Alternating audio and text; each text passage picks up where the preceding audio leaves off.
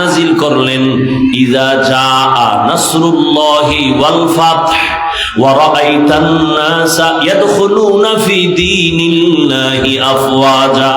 সাহাবায়ে কেরাম আনন্দিত, দলে দলে বেঈমান কালেমা পড়ে। আল্লাহ ঘোষণা দিয়েছেন নবী বিজয় হয়ে গেছেন, আপনার বিজয় সুনিশ্চিত। কিন্তু এক কোনায় বৈশা আবু বকর অঝোর দ্বারায় কান্না করতেছেন। সাহাবায়ে কেরাম বলে, আবু বকর সবাই খুশি, আপনি কেন কাঁদেন? বলে, তোমরা ভাবতেছো খুশির খবর, কিন্তু এখানে বড় কঠিন হালাত।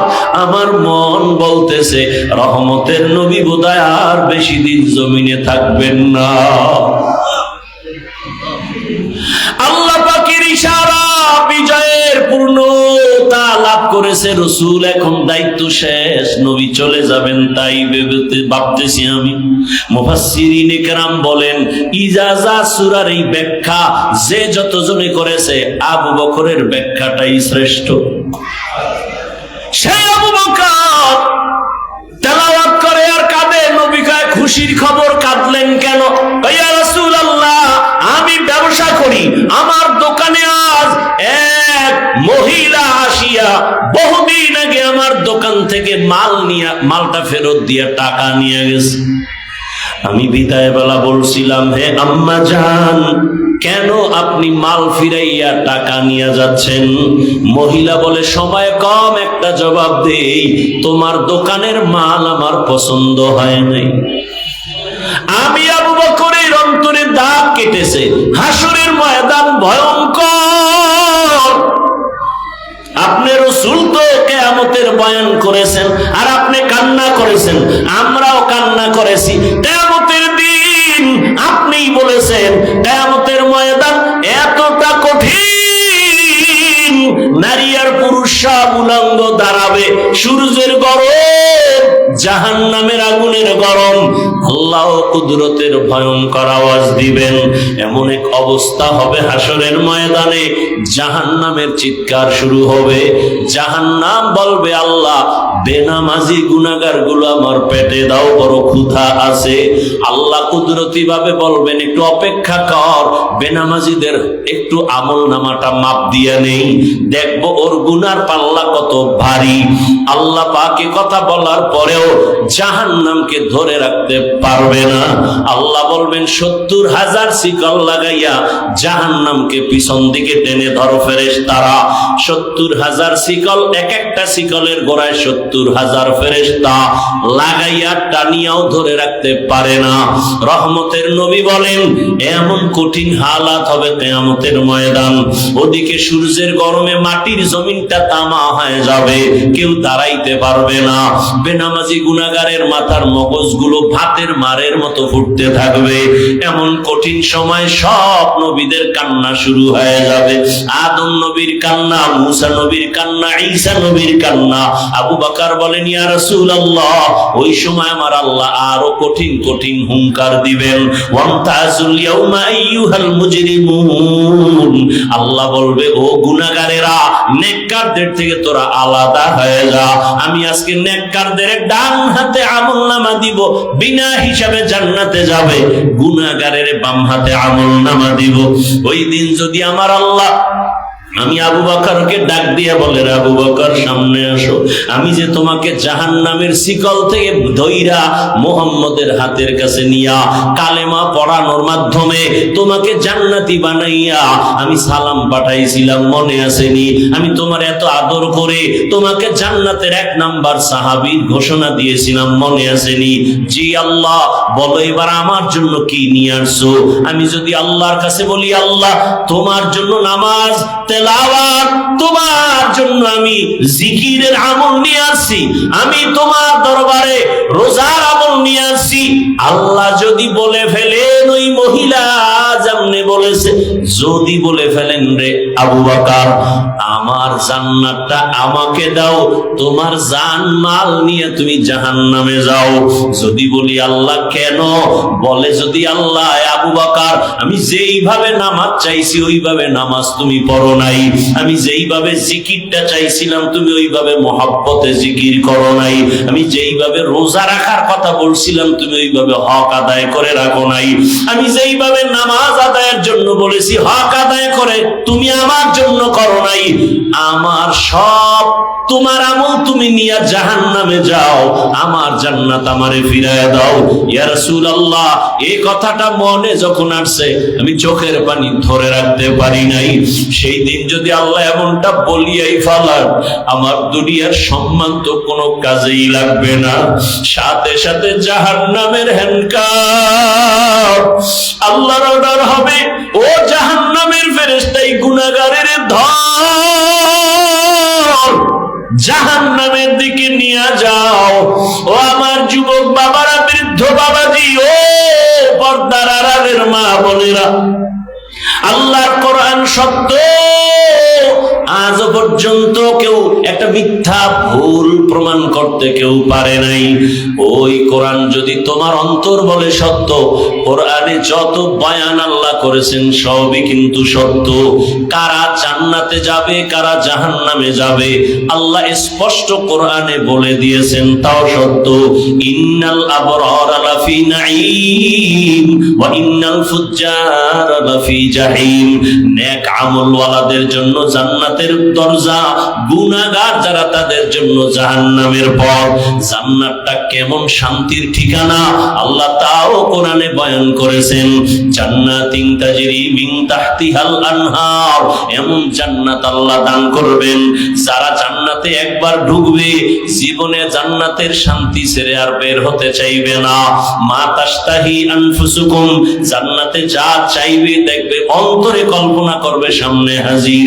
যেই জান্নাতে কোনো বাথরুম নাই, জান্নাতীরা ঢুকবে কোনো কালো মানুষ থাকবে না, জান্নাতীদের দাড়ি কোনোদিন উঠবে না, যুবতী কোনোদিন বৃদ্ধা হবে না, যুবক কোনোদিন বুড়া হবে না।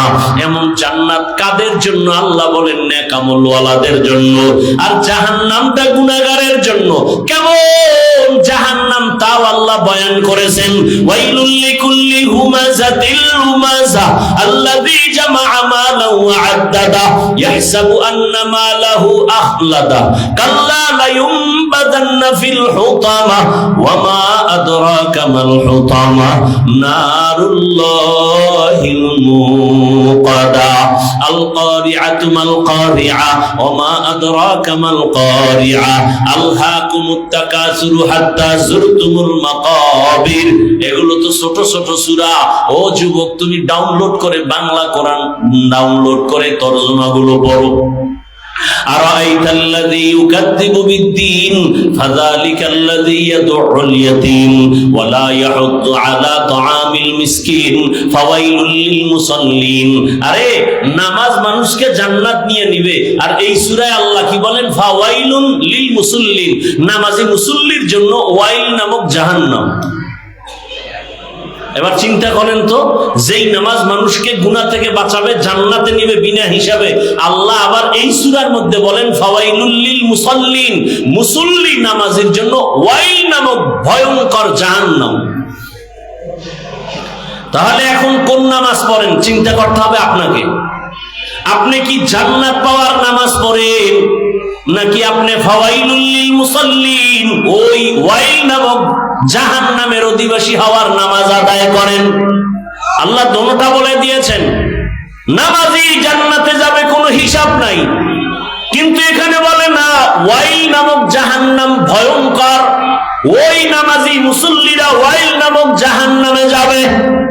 তাহলে কোন নামাজ আপনি আদায় করেন এখনো চিন্তা করেন। যারা নামাজ পড়েই না তাদের চিন্তা তো ভিন্ন, কিন্তু যারা নামাজ আমরা পড়ি একটু চিন্তা করেন কোন নামাজ আদায় করেন। এরে আল্লাহর বান্দা, নামাজ পড়েন, নামাজের ভেতরে রূহ নাই, ইখলাস নাই, তাকওয়া নাই, নামাজের মধ্যে কোনো চোখে পানি নাই, আজমত নাই। সমাজের মানুষ কি বলবে, মাঝে মাঝেই লজ্জায় পড়ে নামাজে যায়। নির্বাচনে একটা ভোট পাওয়ার আশা পাইয়া মুসল্লিদের মন পাওয়ার জন্য টুপি দেয়, নামাজে যায়। নাই? এগো আল্লাহ কইছে ফাওয়াইলুল লিল, এরা ওয়াইল নামক জাহান্নামে যাবে। এরে আল্লাহর বান্দারা, যুবকেরা, আমি তোমাকে পাক্কা পাগড়িওয়ালা হুজুর হতে বলি নাই।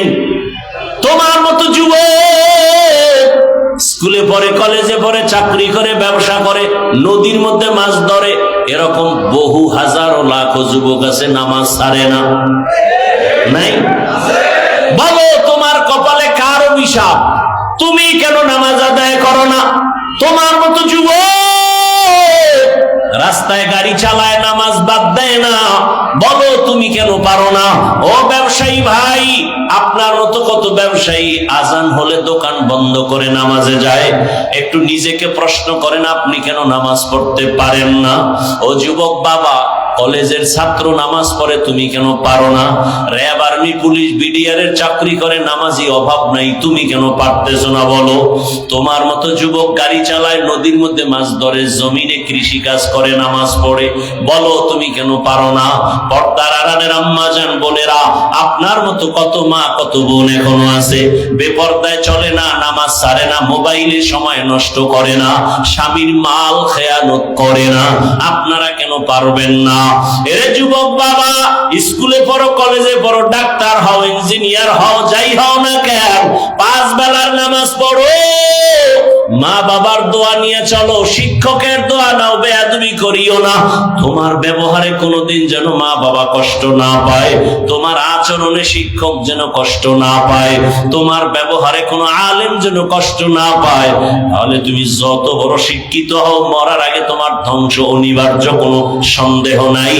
এখনো তওবা করো, জীবনে তো গুনাহ কম করো নাই। মনের ঝাল মিটাইয়া কত গুনাহ করেছো, মনে চাইছে দাড়ি কাটবা, কেটে ফেলেছো, মনে চাইছে নামাজ পড়বা না, পড়ো নাই, মনে চাইছে পার্কে দৌড়াবা, পার্কে দৌড়ায় গেছো, মনে চাইছে সারা রাত মোবাইলে গুনাহ করবা, গুনাহ করেছো। আমার মাওলার আদালতে কোন দিন যাইবা, হিসাব মিলাও। তোমার আমার চোখের সামনে কত যুবকের লাশ আর লাশ, ঘুমের মধ্যে মানুষ মরে যায়, গাড়ির নিচে পড়ে মানুষ মরে যায়, এমন একটা দিন নাই যুবকের লাশের খবর নাই। এখনো তওবা করার সময়। আল্লাহকে মনে মনে বলো, হে মালিক, জীবনে মনের আশা পূরণ করে কত অন্যায় করেছি, আমার মতো অন্যায়কারী আর কেউ নাই। আমার গুনার খবর আমার আত্মীয় স্বজন জানলে কেউ মহব্বতের নজরে দেখ। বুঝবেন কেমনে? তাকে বলতে হবে, এই নামাজ পড়ো না কেন? কয় নামাজ পড়া দরকার, পারি না, চেষ্টা করি, দোয়া করেন, আরো চেষ্টা করব। বেঈমান না মুমিন? আর একজনের নামাজের কথা জিজ্ঞাসা করেন, ভাই নামাজ পড়ো না কেন? কয় না পড়লে অসুবিধা কি? এরকম আছে না? তাহলে নামাজ না পড়লেও দরদি হলে মুমিন, নামাজ না পড়িয়া বিরোধী হলে, দাড়ি না রাখিয়া দরদি হলে মুমিন, বিরোধী হলে। কথা বুঝতেছেন তো? আল্লাহ বুঝার তৌফিক দান করেন। তাহলে রসুলের আদর্শের মতো পবিত্র আদর্শ আর নাই। রসুলের আদর্শ আমরা মানি, এজন্য আমরা চুপচাপ এখানে বসে গেছি। আমগো ভিতরে কোনো টেনশন নাই, পেরেশানি নাই, প্রশাসন দিয়ে এগুলো নিয়ন্ত্রণ করার কোনো প্রয়োজন নাই। দেখেন অনেকে বিড়ি টানে, অজের প্যান্ডেলে ঢুকার আগে বিড়িটা ফালাই দিচ্ছে। কেন? এখানে র্যাব আছে, ধৈর্য ফালাইলি 13 বছরের জেল। কি এটা কেমনে সম্ভব? কোন র্যাব আছে এখানে? কোন পুলিশ আছে? ধরার কোনো ভয় আছে? তো এখানে মাঝখানে আমার সামনে 2-4 জনে টান দিলে নিষেধ করে যে হুজুর বয়ানও শুনি, বিড়িও টানি, কারো সাহসে কুলাবে? আচ্ছা, এমপি সাহেব আসবে, কথার কথা একেবারে কোটিপতি, সে চিন্তা করে এলাকার সব আমার ভক্ত, এলাকায় আমি মানুষের গরিবের বন্ধু, এখন আমার পাশে বয়ে যদি মনে মনে গুল্লিপ টানে, বেনসন টানে আর বয়ানও শুনে, তার এই কলিজায় সাহস হবে? এত পাওয়ার সাহস হবে? কেমন, কে কন্ট্রোল করে এগুলো? কে তার মধ্যে ভয় ঢুকাইলো। কিসের ভয়? সে এই বিড়ি এখানে টানে না, টানে ঠিক, এখানে ঢুকার আগে ফালাইয়া দেয়, শুধু ফালাইয়া দেয় না, একটু কুলি কইরা যাই, কি কইরা যাই, কারণ সেও জানে বিড়ির গন্ধে কি মিশকের ঘেরাম। এটা রসুলের আদর্শের কারণে সম্ভব, রসুলের আদর্শের কারণে। ইমামুল আউয়ালিন আল আখিরিন বাহর সাদকা রাহমাতাল লিল আলামিন সাইয়্যিদুল কাউনাইন খাতমুল মুরসালিন আখিরা মাদবুদ ফখরুল আউয়ালিন। রহমতের নবীর আদর্শ এত সুন্দর, এত পারফেক্ট, এত পাওয়ারফুল, কিয়ামত পর্যন্ত দুনিয়াতে যত মানুষ আসবে জীবনটা পরিচালনা করার জন্য, কল্যাণময় জীবনটাকে সফলতার মানদণ্ডে নেয়ার জন্য ভিন্ন কারো পরামর্শের প্রয়োজন নাই। নবী চ্যালেঞ্জ দিয়ে গেলেন, ক্বালা রাসূলুল্লাহ সাল্লাল্লাহু আলাইহি ওয়া আলিহি ওয়াসাল্লাম, তারাকতু ফীকুম আমরাইন লান তাদিল্লু মা তামাসসাকতুম বিহিমা, কিতাবাল্লাহি ওয়া সুন্নাত রাসূলি। রহমতের নবী বলেন, ও আমার উম্মতের দল, দুটো জিনিস আমি তোমাদের মাঝে রেখে গেলাম এবং চ্যালেঞ্জ দিয়া গেলাম, এই দুইটা জিনিস যারা আঁকড়াইয়া ধরবা, আমি রাসূল চ্যালেঞ্জ দিলাম, তার ঈমানও যাবে না, সম্মানও নষ্ট হবে না। ১৫০০ বছর পরে তাকাইয়া দেখো, আজও পর্যন্ত যার কাছে রহমতের নবীর আদর্শ আছে, আল্লাহর কোরআন আছে, এত বিপদ এত ঝামেলার মধ্যেও এই নবীর আদর্শওয়ালা কোরআনওয়ালারা কোনো অসম্মানে নাই। চেয়ারম্যানের চেয়ার লইয়া টানাটানি গেল নি, গেলে আবার আর পামুক হবে, কিন্তু রসুলের আদর্শ আর কোরআন নিয়ে যারা চলে গো, চেয়ারের কোনো মেয়াদ আসেনি। হ্যাঁ, ইমাম সাহেব কোনো চিন্তা নাই, আমি ইমামতি করি, থাকলে থাক, না থাকলে নাই, কিন্তু রিজিকের মালিক আমার আল্লাহ।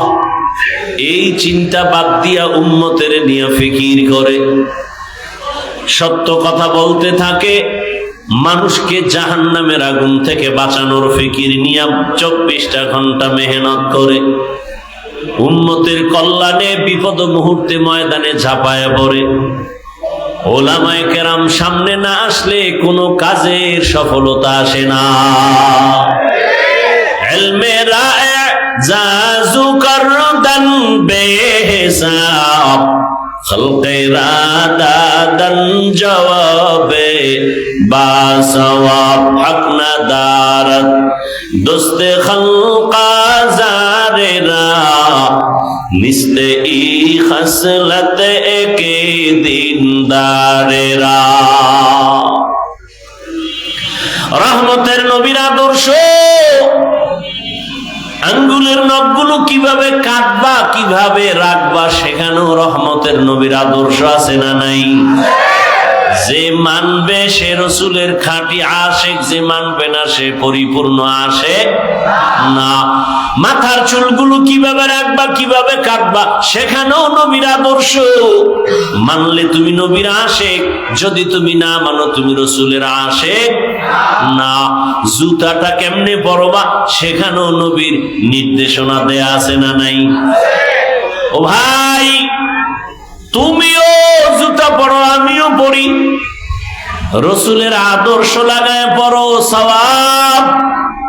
এই যে এক বোতল পানি এখানে রাখা, তুমিও পানি পান করো পিপাসা নিবারণের জন্য, আমিও পানি পান করব পিপাসা নিবারণের জন্য। তবে ব্যবধান হবে, কোয়ালিটি আলাদা হয়ে যাবে, কাইফিয়াত আলাদা হবে। তুমি পানির বোতলের মুখখাটা খুলিয়া বাম হাত দিয়ে একটা টান দিয়া বোতলের পানি একটা শেষ করছো, আমি ভুলেও বাম হাতে নিব না, আমি ডান হাতে নিয়ে 3 বারে এই বোতলের পানি পান করে ফেলবো। আমারও পিপাসা নিবারণ হবে, তোমারও নিবারণ হবে, তবে আমার পানি পান করা হবে ইবাদত, আর তোমার পানি পান করা ইবাদত হবে না। ইবাদত তখনই হবে রাসূলের আদর্শ মানতে পারলে। को जाओ सुन्नते अहमद को जा बा मुहम्मद कैबुअद निस्बतुरा कारे शैता मी गुनीना मतवली गरवली नस्तलानत बरवली। রহমতের নবীর আদর্শ মতো চলবেন, শান্তি আর শান্তি। কসম আল্লাহ, রাসূলের আদর্শ কোনো অশান্তি, আল্লাহর জাতের কসম। ভালো করে লিখো, এ জমিনে যতদিন পর্যন্ত রাসূলের আদর্শ কায়েম হবে না, ততদিন পর্যন্ত মিছিল করবা, আন্দোলন করবা, খোদার কসমে জমিনে শান্তি আসবে না। এই কপাল ভরা মুমিন মুসলমান সারাদিন বিড়ি টানে, গাঞ্জা খায়, মদ লইয়া দৌড়ায়। এরে যদি কও এর চরিত্র ফুলের মতো পবিত্র, তো গাঞ্জাখোরের চরিত্রের উপায় কি? নামাজ নাই, রোজা নাই, তেলাওয়াত নাই, প্রস্রাব করে পানি লয় না, শরীর থেকে গন্ধ, পোশাক থেকে গন্ধ, খায় 24 ঘন্টা নাপাক, মদ পান করে চোখগুলো লাল করে ফেলে, চরিত্রহীন লম্পট, নারীর পেছনে দৌড়ায়, গরিবের উপরে জুলুম করে। তার চরিত্র যদি ফুলের মতো পবিত্র হয়, তো জমিনে আর চরিত্র ভালো হবে কার? এরে তুমি বানাও যে আমগো এলাকাটার একটু পবিত্র বানায় দেন না। ওই যে উদাহরণ দেই না, যে লঙ্গির ভিতরে গোবর লাগছে, গোবর কি লাগছে? এখন লঙ্গির ভিতরে গোবর লাগার পরে এটা পাক না না পাক? বুঝেন, বাংলা বুঝেননি? লঙ্গিতে কি লাগছে? গোবর। চিনেন তো?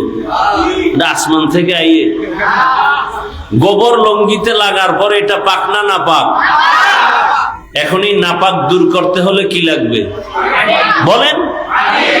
এখন আপনি মনে করেন এই এলাকার অপরিচিত মানুষ, হঠাৎ নাপাক গোবর পরিষ্কারের পানি খুঁজতে গিয়া দেখেন পানি আর। একজনে কয়, কি তোমার ঘাম বেরোইতেছে, কি বিষয়? কয়, পানি খুঁজতেছি গোবর নাপাক দূর করার জন্য। কয়, তুমি এত পেরেশান হয় লাভ কি? পানি তো নিজের কাছেই আছে। আছে না নাই? নাম কি? প্রস্রাব। তো চিন্তা করলো, এই বুদ্ধিটা আগে দিলে তো ঘাম যাইতো না। আহা, কত সুন্দর একটা বুদ্ধি পেয়ে গেল। ঠিক আছে, তাই তো আর টেনশনের কিছু নেই। এখন ওই ব্যক্তি প্রস্রাবের পানি দিয়া গোবরের নাপাক ধুইছে, কেমন পরিষ্কার পরিচ্ছন্ন হলো? পাক হলো না নাপাক আরো ছড়াইলো? হ্যাঁ, আরো ছড়াইলো। তাহলে গোবরের নাপাক প্রস্রাব দিয়া ধুইলে নাপাক যেমন আরো ছড়ায়, গাঞ্জাখোর, সুদখোর আর মদখোর, নারীবাজি, চরিত্রহীন লম্পটকে সমাজকে পবিত্রতার দায়িত্ব দিলে সমাজ পাক হবে না, আরো নাপাক হয়ে যাবে।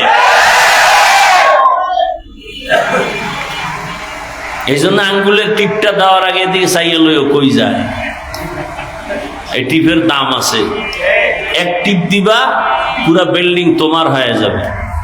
এক টিপ দিবা গাঞ্জাখোরে তোমার টিপটা নিয়ে জানো গাঞ্জা খাইতে না পারে, তোমার এই টিপের অনেক দাম, তোমার টিপের শক্তি পায় জানো কোনো বেঈমানের বাচ্চা মানুষের গলায় ছুরি চালাতে না পারে, তোমার আঙ্গুলের টিপের পাওয়ার পায় কেউ যেন সমাজের গরিবের উপরে জুলুম করতে না পারে। তোমার আঙ্গুলের টিপের পাওয়ার পায়া কোনো বেয়াদব যেন আমার বোনকে ধর্ষণ করতে না পারে। টিপটা জায়গা মতো দিও, দেওয়ার আগে 1000 বার চিন্তা করো। আর যদি ভোটের আগের রাত্রে কিছু খাইতে মনে চায়, বাথরুমে গিয়া 10 গ্রাম পায়খানা খাইও। এরপরে বাজারে গিয়ে হালাল সাবান দিয়ে কুলি করবা, গন্ধ শেষ। আর যদি তোমার বাপ মার বরদোয়া থাকে কপালে, তাহলে হারাম খাইয়া মাইয়া ফোলাটির রক্ত নাপাক কইরা এরপরে মইরু। ওই মাইয়া ফোলা গুলো বরদোয়া দিবে, শুধু নিঃশ্বাস ফেলবে আর বরদোয়া দিবে। একটা সুদখোর ঘুষখোর শান্তিতে নাই। ও বাইরের জ্বালা, ভিতরের জ্বালা, শারীরিক অসুস্থ, মানসিক অসুস্থ, একটা জায়গায় শান্তি নেই। শেষ ফল cancer, blood cancer, liver cancer, এই পরিণাম ফল। মদ খাইলে শরীরের যৌবন বাড়ে, মেধা বাড়ে। একটা বুদ্ধি আমাকে গ্যারান্টি দেয়, আমি মদ খাবো, খোদার কসম।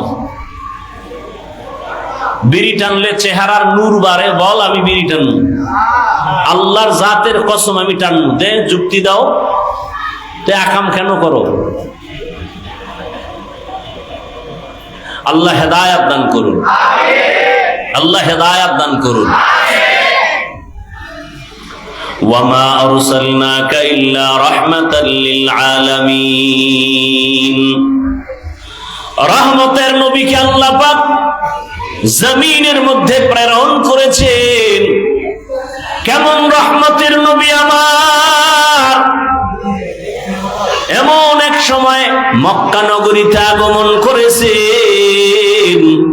পুরা মক্কা নগরীর মানুষগুলো ছিল অপবিত্র, নাপাক, চরিত্রহীন, লম্পট। রহমতের নবী আগমনের পর এই মানুষগুলো রসুলের আদর্শ গ্রহণ করার কারণে রব্বুল আলামিন এদেরকে এমন পবিত্র বানায় দিয়েছেন। আল্লাহ পাক জিব্রাইলকে পাঠাইয়া রসুলের দরবারে লিস্টি দিয়ে দিলেন, ও জিব্রাইল যাও রসুলের কাছে লিস্টি পৌঁছাইয়া দাও। এই লিস্টির মাঝে যাদের নাম আছে রসুল ঘোষণা দিয়ে দিবে এরা বিনা হিসাবে জান্নাত ইমামুল আউয়ালিনাল আখিরিন বাহরে সাদকা রাহমাতাল লিল আলামিন সাইয়্যিদুল কাউনাইন খাতমুল মুরসালিন আখির আমদ বুদে ফখরুল আউয়ালিন। ওগো নবীর উম্মতেরা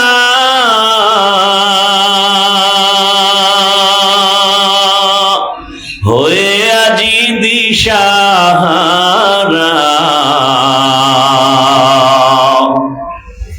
কোরআন হাদিসের চলো যখন যাহা চায় মনে,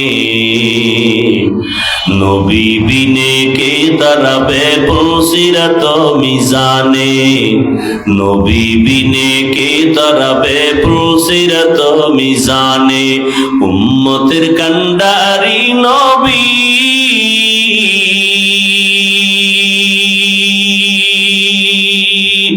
কাঁদছেন উম্মতের লাগি, এখনো কাঁদেন নবীজি শুয়ে মদিনার পানে, নবী বিনে কে দাঁড়াবে পুলসিরাত মিজানে, নবী বিনে কে দাঁড়াবে পুলসিরাত মিজানে। নবী আমার জীবন ভরে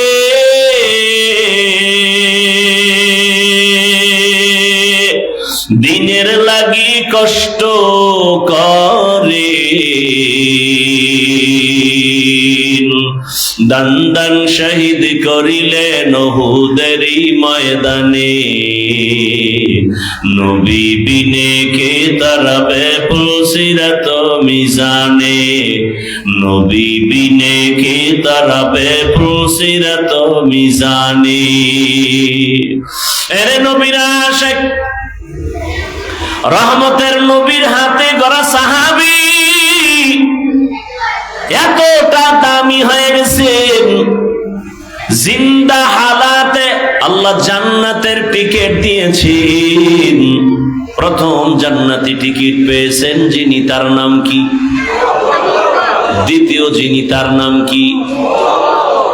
বেহেশত আযা কে আজারে নবাশো কসে রাবা কসে কারে নবাশো। কে সে আবু বকর? রসুলের ডানে আবু বকর, বামে ওমর।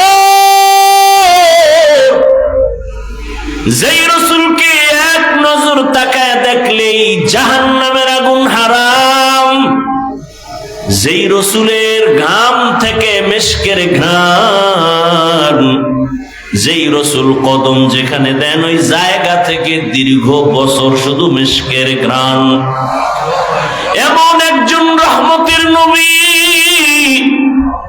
ওই নবীর হাতে গড়া সাহাবী আবু বকর, আল্লাহ তাকে এত মর্যাদা দান করেছেন।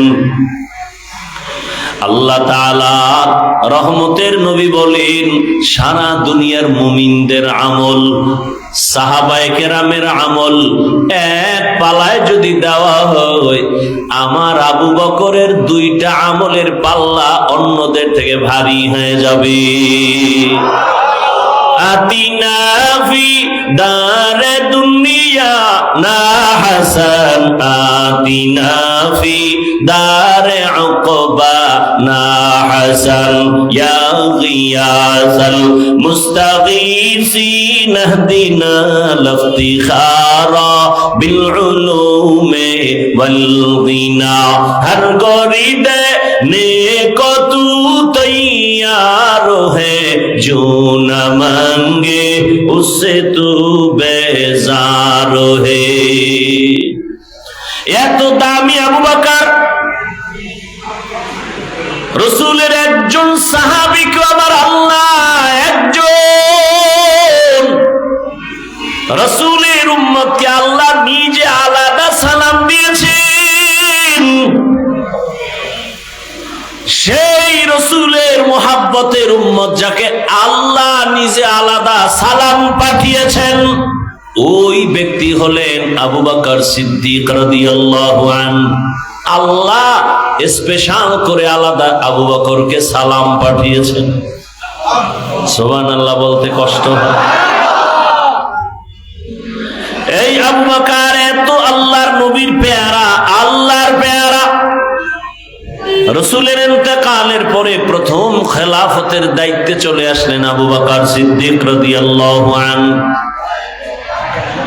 এই আবু বকরের এত মান, এত দাম, নবী যাকে ছাড়া কোনো মশওয়ারা করেন না, সেই আবু বকরের ইতিহাস। নবী বলেন, আমি একদিন এশার নামাজের পরে আমার রুমের মধ্যে আমি ঢুকলাম, অর্থাৎ মসজিদে নববী আর আমার হুজরা তথা আয়েশার হুজরা পাশাপাশি লাগানো। বেশিরভাগ আমি আয়েশার হুজরায় গিয়ে এশার নামাজ পড়ে ঘুমায় যাই। কেন? বলে ভোর রাত্রে উঠিয়া আবার মালিকের সাথে হাজিরা দেই, কথা বলি। ভোর রাতে উঠে যাই, এশার নামাজ কমপ্লিট করে আমি হুজরায় গিয়ে যখন বিশ্রামে চলে গেলাম, ঘুমাচ্ছিলাম। আমি রসুলের ঘুমটা কেমন? বলে আমার চোখ 2টা বন্ধ থাকলেও আমার কলবের দরজা বন্ধ থাকে না। আমি মুহাম্মদ ঘুমাইলে আমার চোখ ঘুমায়, আমার কলব ঘুমায় না। রহমতের নবীকে ছিল কেমন আমার মায়ার নবী। 1500 বছর পর যেই নবীর আদর্শ দেখে গবেষণা করে বহু বিধর্মী কালেমাওয়ালা হয়ে গেছে। আরো আস্তে করে বলেন। জোনায়েত গেল, সাউন্ডটা বাড়াই ফট করে এনে একটা কারু বাজায় গেল গিয়া, কমাই লিখে সাউন্ডারে।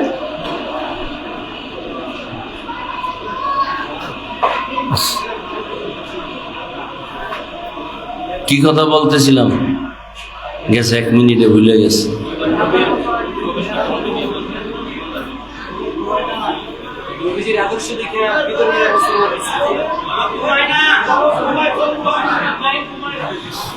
রহমতের নবী আমার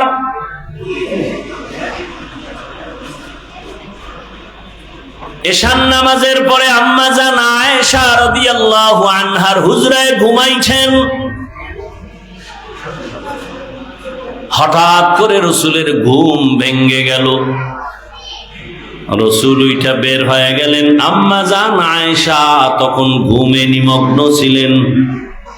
কিছুক্ষণ পর আম্মা জান সজাগ হয়ে দেখে নবী বিছানায় নাই।